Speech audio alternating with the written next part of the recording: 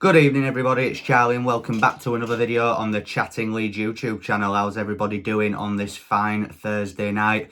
Just before we get into it, as always, please make sure that you are smashing that like button. It really does help get the video out there to more people. Please subscribe to the channel if you are brand new as well and hit the notification bell so that you're always aware of when content is out on the channel.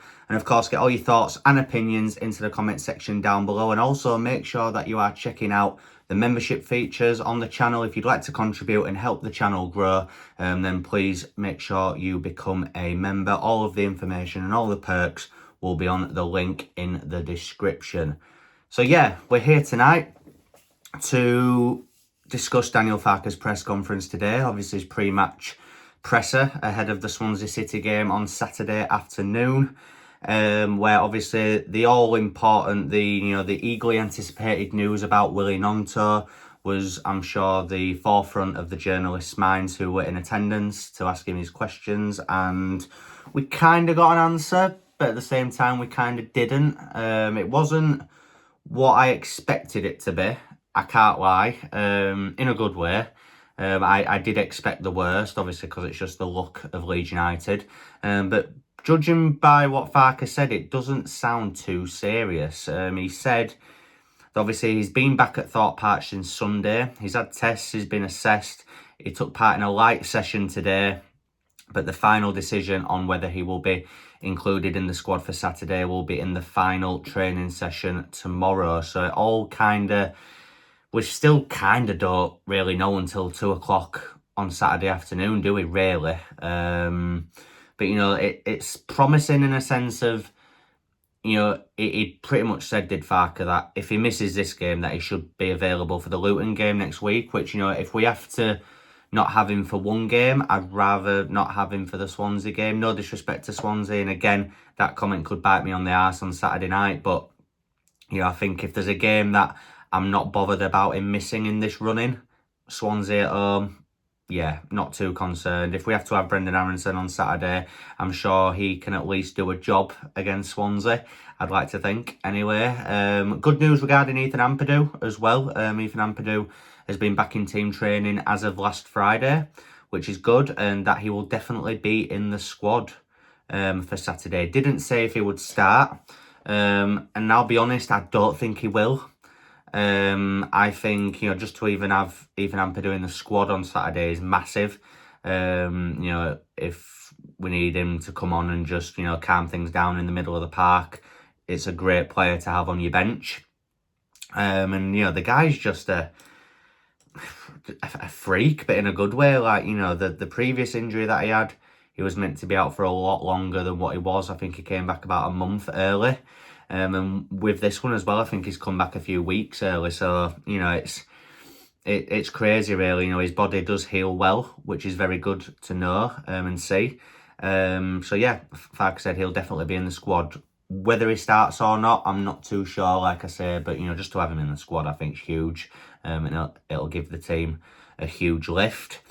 Obviously, Max Verber apparently is back involved in team training yet, whatever. And Patrick Bamford has been involved in team training as well. Like I say, we always get reminded that Pat Bamford is alive and well during a Daniel Farke pre-match press conference. So good to know that he's alive and well, but hopefully he doesn't have an impact on the team. So that kind of leads us into the predicted 11 segment of the video.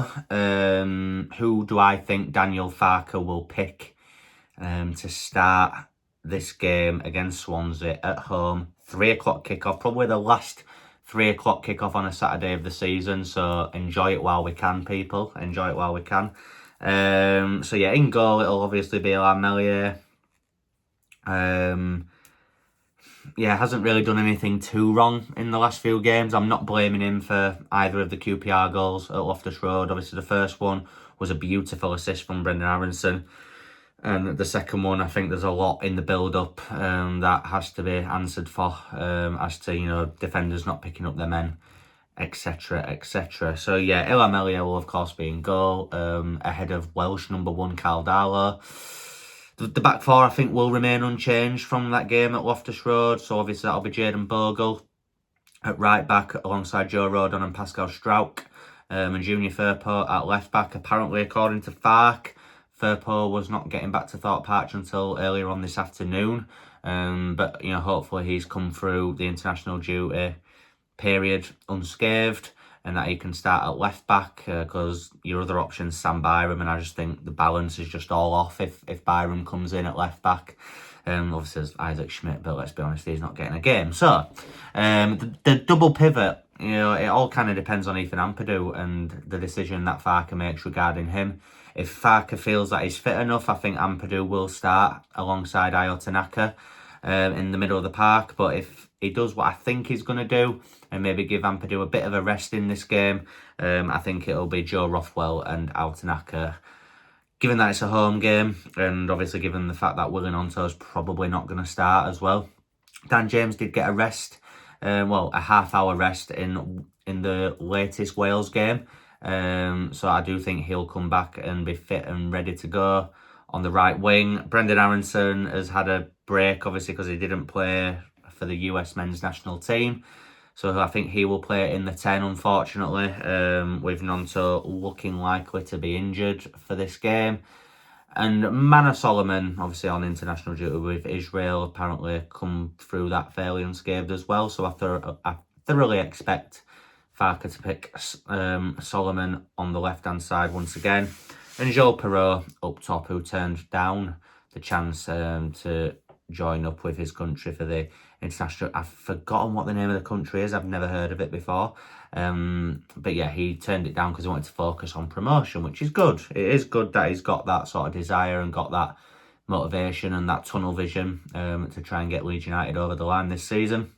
So that is my predicted 11, guys. That is the side who I think Daniel Farke will pick. As I said, regarding the double pivot, if he feels Ampadu is fit, I think Ampadu will start ahead of Joe Rothwell. But if not, I think it will be Rothwell and Tanaka in the middle of the park. But like I said at the beginning, guys, hit me up in the comment section down below with all your thoughts and opinions. Who do you think will start? Will Ethan Ampadu start? Will Willie Gnonto be fit to be part of the matchday squad on Saturday? Let me know your thoughts.